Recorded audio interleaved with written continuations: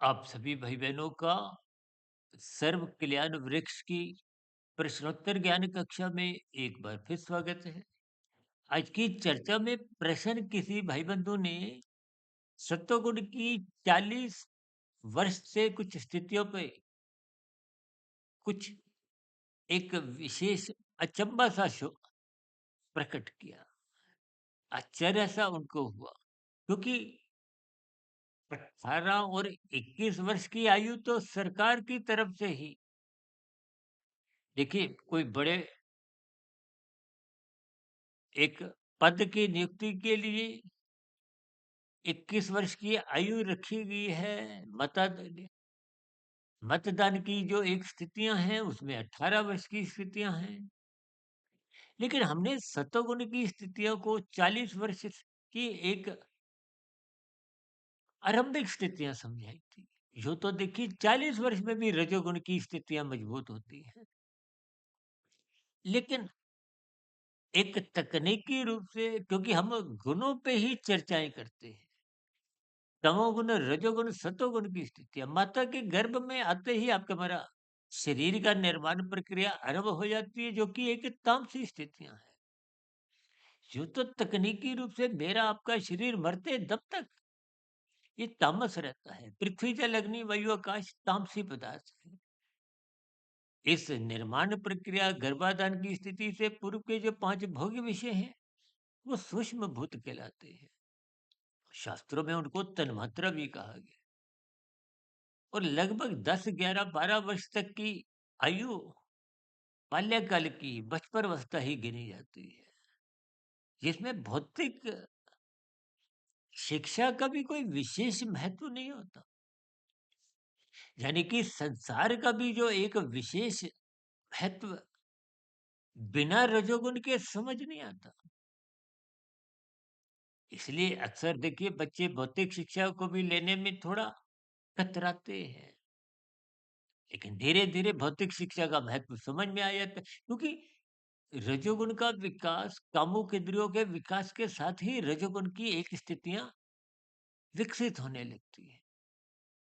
देखिए शास्त्रों में इन त्रिगुणात्मक स्थितियों में एक गुण प्रधान, दूसरा गौण, तीसरा अति गौण की स्थितियां समझाई गई। और हमारा अभिप्राय भी उन स्थितियों पे ही प्रकाश डालने का रहता है।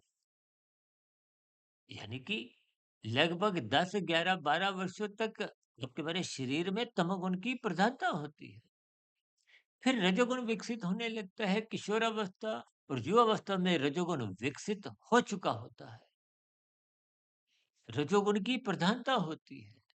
अब यहाँ आयु 18-21 वर्ष को आप थोड़ा अलग रखिए, क्योंकि हमने 40 वर्ष की स्थितियों को एक सात्विक स्थितियों से जोड़ा था। तमोगुण से अच्छा रजोगुण है, रजोगुण से अच्छा सतोगुण है, इनके भावार्थ के दृष्टिकोण से। तकनीकी रूप से भले ही हम देखिए बार-बार कहते हैं ना, तमोगुण की निंदा करो, रजोगुण की उपेक्षा करो, प्रशंसा सत्वगुण की करो। वो अलग उनके भावार्थ हैं।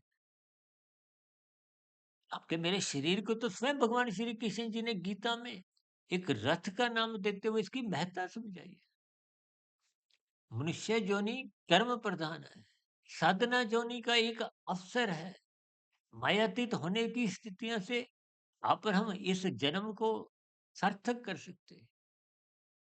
और सार्थक स्थितियों का अभिप्राय परमात्मा को पाने से है। परमात्मा को पाने का अभिप्राय एक मायातीत की मोक्ष की स्थिति है। चार पुरुषार्थ धर्म, अर्थ, काम, मोक्ष। धर्म का अभिप्राय सत्वगुण से है, अर्थ का अभिप्राय धन से है, पदार्थों से है। वो तामसी स्थितियां हैं। पदार्थ का अभिप्राय तमोगुण से है। जैसे आपका हमारा शरीर पृथ्वी, जल, अग्नि, वायु, आकाश 5 पदार्थों का ही बना है। शमशान घाट में क्या बोला जाता है कि 5 पदार्थों का बना था, 5 पदार्थों में लीन हो गया। ये राजसी तामसी स्थितियां देखिए, रजोगुण एक संसारी मनुष्य की स्थिति राजसी है, और रजोगुण से सतोगुण में प्रवेश करवाने के लिए ही विभिन्न प्रकार के कर्म कांड, कथा, कहानियां, कीर्तन, व्रत, तप, ये सब स्थितियां बनाई गई है।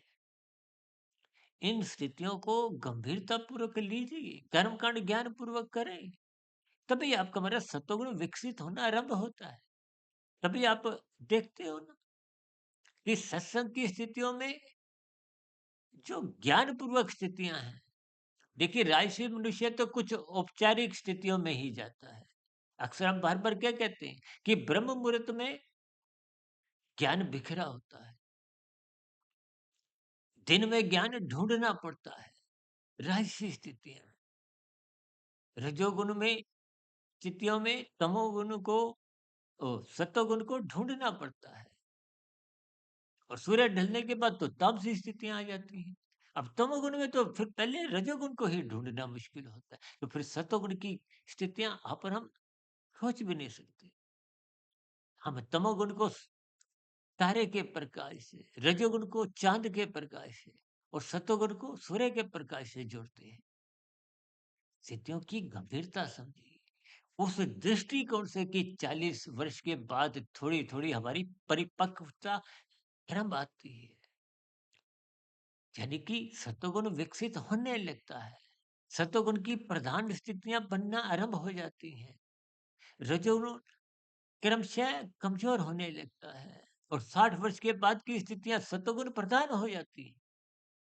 आज देखिए जन्मदिन मनाने की स्थितियाँ, ये एक राजसी स्थितियों में जब आप जन्मदिन, शादी की सालगिरह मनाते हो तो वो तो राजसी स्थितियाँ हैं। यदि मादक पदार्थों का सेवन होता है वो तामसी स्थितियाँ हैं।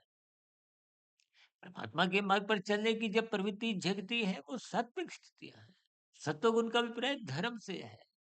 सत्वगुण का अभिप्राय परमात्मा से जुड़ने से है और परमात्मा से जुड़ने के लिए गुरु की आज्ञा में जीवन अनुशासित बनाना होता है, सात्विक बनाना होता है, ब्रह्म मुहूर्त में उठना होता है। इन सभी स्थितियों के अर्थ भावार्थ आपको समझने चाहिए। इसलिए हम बार-बार कहते हैं, शाब्दिक स्तर पर ये इंद्रियों का विषय है। इनके अर्थ समझना मन बुद्धि की स्थितियाँ हैं। जब बुद्धि में विवेक शक्ति जग जाती है, वो तभी जगती है जब अर्थ के साथ-साथ भावार्थ समझ में आते हैं। स्थितियों की तर्कपूर्वक स्थितियों को पहचानें, अपने जीवन में इस सात्विक स्थिति को जल्द से जल्द बनाएँ, उसमें विकास करें। इसलिए हम बार-बार कहते हैं, देखिए शास्त्र बार-बार कहते हैं सत्संग करो, हम बार-बार कहते हैं ब्रह्म मुहूर्त में उठो। ब्रह्म मुहूर्त आप एक सतयुग की स्थिति भी समझ सकते हो। सूर्य निकलने के बाद त्रेता युग की स्थितियाँ होती हैं। दिन में द्वापर युग की और शाम को सूर्य ढलने के बाद वर्णात्मक स्थितियों को आप कल युग से जोड़ सकते हो। वर्तमान समय तकनीकी रूप से कलयुग चल रहा है। कलयुग की आयु ही शास्त्रों में 4,32,000 वर्ष कही है। उस आयु में अभी मात्र 5,127 वर्ष बीते हैं। इन स्थितियों को देखिए क्रमबद्ध सिलसिलेवार आपने जोड़ना है। स्थितियों को क्रमबद्ध इन पर चिंतन करें, ब्रह्म मुहूर्त में उठें, अपनी दिनचर्या को सात्विक बनाएं, ताकि ये 40 वर्ष की स्थितियां आपको में ज्ञानपूर्वक समझ में आ जाए। देखिए, कहते हैं ना, एक बार हमने वीडियो बनाई थी, ब्रह्म मुहूर्त में गुरु को, परमात्मा को आप जितना चाहे लूट लो।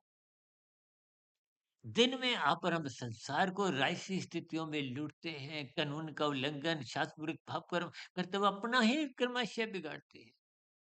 इस बार हमने वीडियो बनाई थी, लूटना और लूटना। देखिए, लूटने वाले मृत्यु की अंतिम स्थितियों में महसूस करते हैं, पश्चाताप करते हैं, आत्मग्लानि करते हैं कि हम लूटते-लूटते स्वयं ही लुट गए। इसके गहरे अर्थ आपको तर्कपूर्वक समझ में चाहिए और ये समझ में तभी आती है जब आप सत्वगुण का संग करते हो।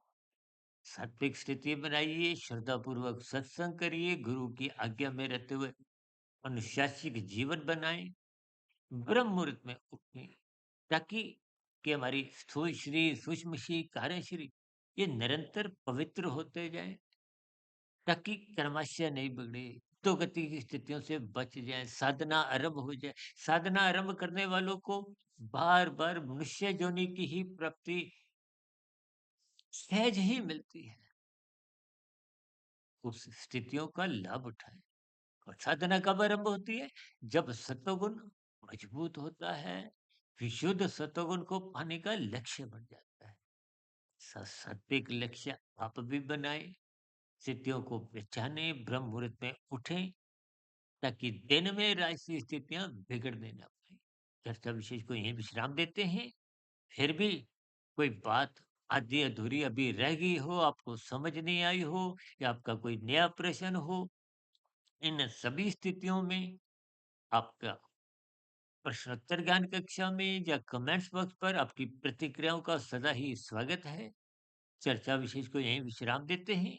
कल सुबह ब्रह्म मुहूर्त ज्ञान उपदेश कक्षा में किसी सैद्धांतिक विषय पर फिर मुलाकात करेंगे, चर्चा रखेंगे। तब तक आप अपने आध्यात्मिक मित्र सुधीर भाटिया फकीर को इजाजत दें। वीडियो विशेष को सुनने के लिए आप सभी भाई बहनों का बहुत बहुत धन्यवाद। नमस्कार।